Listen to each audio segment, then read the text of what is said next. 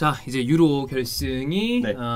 성사가 됐습니다. 이탈리아 대 잉글랜드인데 잉글랜드 이야기를 해야죠. 잉글랜드가 그렇죠. 결승에 올라갔습니다. 근데 지금 전체적으로 분위기가 좋지가 않아요. 네. 그 스털링의 이 지금의 어떤 분위기는 너 다이빙이잖아. 의 분위기예요. 근데 스털링 본인은 나 근데 진짜 걸려 넘어진 거 맞다. 왜냐면 내가 플레이를 이어가려고 했는데 접촉이 있어서 그렇지. 그것 때문에 넘어져서 나는 방해를 받았다라고 주장을 하고 있죠. 골문 쪽으로 들어가고 있었다 그랬는데 이제 로이킨이라거나 벵거나 노 페널티다. 그리고 그 게리 네빌도 게리 네빌도 내가 응원하는 팀이 이런 피키로 어떤 패배하게 된다면 굉장히 상실감이 클 것 같다라는 얘기를 하면서 지금 잉글랜드가 올라간 거에 대해서 본인들은 어떤 뭐 당연히 또 좋아하겠지만 그 뭐 당연한 거고 올라갔으니까. 그렇죠. 근데 나머지 사람들은 이런 그리고 스털링이 사실 이런 어떤 다이빙과 관련해서는 언제나 이슈가 있었던 선수이기 때문에 만약에 그렇지 않았던 선수라고 하더라도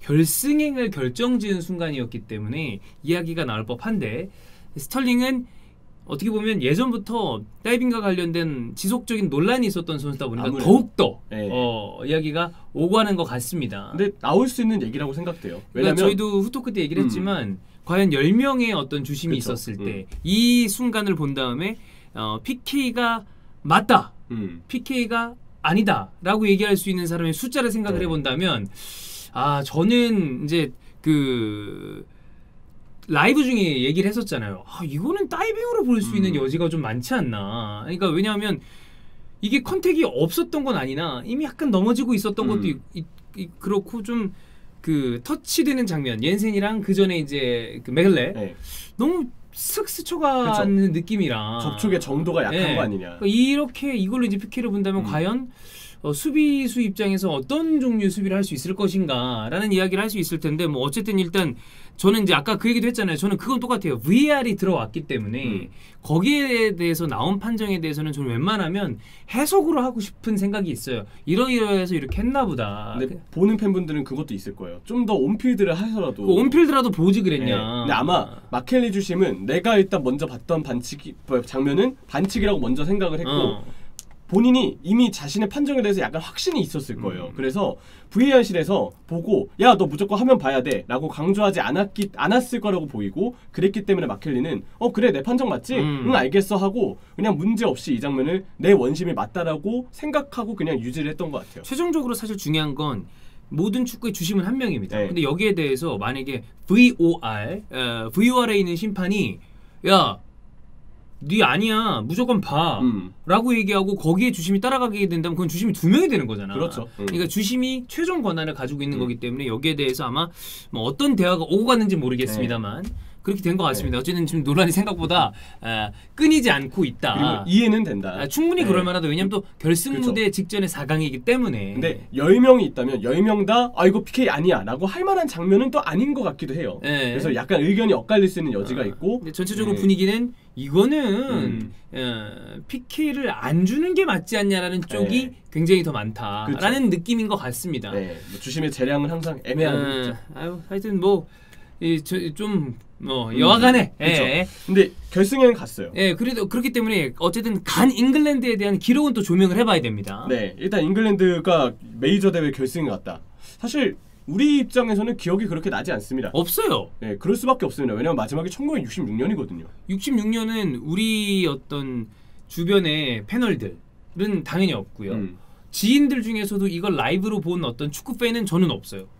그렇죠. 한의원님이 70년생이셔. 그럼 당연히 라이브가 아니죠. 라이브는 아니잖아. 그래서 진짜 그 해 잉글랜드의 라이브를 봤다는 건 말이 안 되는 일이라고 그러면 이제 그거지.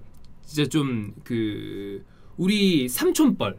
우리 삼촌이 62년생이거든요. 그래도 라이브를 보기가 어려워. 그렇죠. 그러면 우리 엄마가 58년생이란 말이야. 아빠가 57년생이고. 그래도 그때 그걸 라이브로 보는 거는 그때 당시 상황을 생각해봤을 때 쉽지 않기 때문에 이걸 라이브로 본 사람들은 정말 많지 않을 거다. 정말 특수한 경우일 것이다. 한국에선. 그렇게 좀 봐야 되는데 1966년 자국에서 열린 월드컵 당시 우승을 했었죠. 이 이후로 드디어 국제무대에서 첫 결승땅을 밟게 됐습니다. 유로 대회 역사상 잉글랜드는 처음으로 결승에 올라가게 됐어요. 통산 그간의 최고 성적은 4강이었는데 1968년 대회 그리고 1996년 대회 두 번의 대회에서 4강을 밟은 적이 있었으나 결승은 처음입니다. 그래서 이번에 잉글랜드가 유로 본선에 오른 게 통산 10번째였는데 그 이전에 9번의 성적을 종합해보면 조별리그 탈락이 9번 중에 4번이나 됐고요. 16강 1번, 그리고 8강 2번, 4강 2번으로 결국 그렇게 좋았던 성적이 아니라는 점이 일단 요약이 되는 거죠. 그리고 우리가 비교적 제 세대는 아마 제 또래 친구들은 첫 번째 유로를 08로 아마 접하셨을 가능성이 클 거예요. 유로 08. 저는 그랬거든요. 네. 첫 번째 유로가. 근데 그때 잉글랜드는 아예 본선도 못 밟았었죠. 그 정도로 잉글랜드는 유로하고는 약간 인연이 크지 않았으나 그랬기 때문에 이번 결승은 꽤 값진 일이라고 정리가 가능할 것 같습니다. 한국 기준으로 사실 프리미어리그가 이제 또 박지성 선수 그렇고 소니도 그렇고 인기가 가장 많은 리그다 보니까 그러다 보니 좀 잉글랜드 선수들이 익숙하고 그리고 사실 또 인기 있고 잘하는 선수도 많고. 그쵸. 근데 그거 대비 메이저 대회 성적은 좀 안 좋아요. 네. 퍼포먼스도 썩 좋지 않고. 그렇죠. 그러다 보니까 이제 잉글랜드의 기적적으로 대표팀은 약간 약체다. 네. 뭐 그런 얘기도 했었고 했잖아요. 하지만 이번에 일단 결승에 올랐고 이미 이전 월드컵도 4강에 오른 바가 있었습니다. 해리케인은 대표팀 국제 무대 통산 2자릿수 득점에 성공한 두 번째 잉글랜드 선수가 됐어요. 그 전에는 시어런가 리네커인가? 리네커구나. 네, 게리 리네커가 10골. 10골. 근데 해리케인도 이번에 그 슈마이켈 골키퍼에게 막혔지만 재차 페널티킥을 이제 필드골로 바꿔서 밀어넣은 거. 이게 본인의 메이저 대회 통산 10번째 골이 됐어요. 네. 그래서 게리 리네커의 기록과 타이를 이루게 됐다는 점 의의가 있고요. 사우스게이트는 어쨌든 성과를 내는 측면에서 이제 잉글랜드 자국 여론으로는 굉장히 좋은 호평을 받을 만한 자격을 마련하게 됐습니다. 뭐 아까 우리가 라이브 때도 얘기했지만 선수 기용에 대한 문제, 경기력에 대한 문제 당연히 이야기가 나올 법하지만 결승을 데려갔어. 누가 뭐라 그러겠어. 그렇죠. 일단 우승시키자. 만약에 물론 이제 우리나라는 4강 신화를 썼던 히딩크 감독이 그때 경기력도 잡았고 결과도 잡았고 다 잡았죠. 다 잡았어요. 근데 만약에 사우스게이트가 우리나라 감독이라고 치고 딱 경기를 봤을 때 월드컵 본선이고 막 그런데 왜 손흥민을 이렇게 쓰지?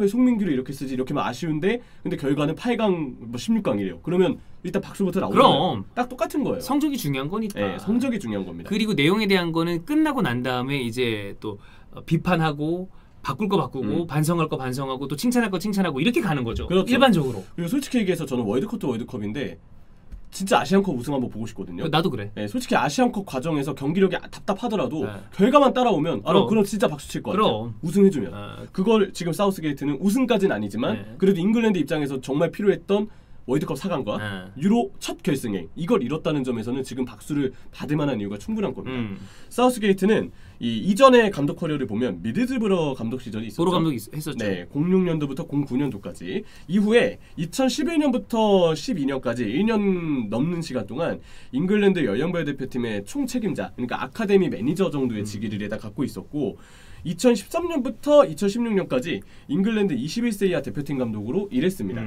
당시 잉글랜드의 멤버들이 이제 한창 영해진 선수들이 연령별 대표팀에서 그때그때 좋은 자원들이 탄생하면서 지금의 이제 대표팀 주축으로 성장하게 된 세대가 딱 이때부터 시작이 됐잖아요. 그래서 이 세대들을 관리하고 감독했다는 점에서 사우스게이트의 이 감독 잉글랜드 U21 대표팀 시절이 있었고 2016년 9월 28일 그러니까 이때가 그 로이 오지스는 유로가 끝나고 사임을 했고 빅샘이 잉글랜드 대표팀의 감독이 되면서 잠깐 있었죠. 한 경기 그리고 1승 승률 100%의 감독 신화를 썼습니다. 그러고 난 다음에 굉장히 불미스러운 일로 나왔죠. 선수 서드 파티와 관련해서 그 잉글랜드 언론이 되게 밀착 취재, 약간 뒤에서 탐사 취재를 했는데 약간 몰카 같은 걸로 해가지고 이제 그걸 해서 이제 폭로가 된 거 아니야? 근데 무려 FA에서 감독이라는 직위를 갖고 있는 인물이 야 내가 서드 파티 도와줄게 라고 얘기를 한 게 들통나는 바람에 도덕적인 부분에서 아예 당연히 문제가 되죠. 잘리게 됐죠. 그리고 이 감독을 후임으로 잠깐 임시 감독을 맡게 됐던 게 9월 28일부터 11월 29일까지의 기간입니다. 당시 사우스게이트가 임시 감독 시절 4경기 2승 2무 7득점 2실점의 성적으로 괜찮았어요. 그래서 정식 감독으로 부임을 하게 됐고 2016년 11월 30일 잉글랜드 정식 감독으로 임명된 이래 이제 4년하고도 반 정도가 넘게 지났습니다.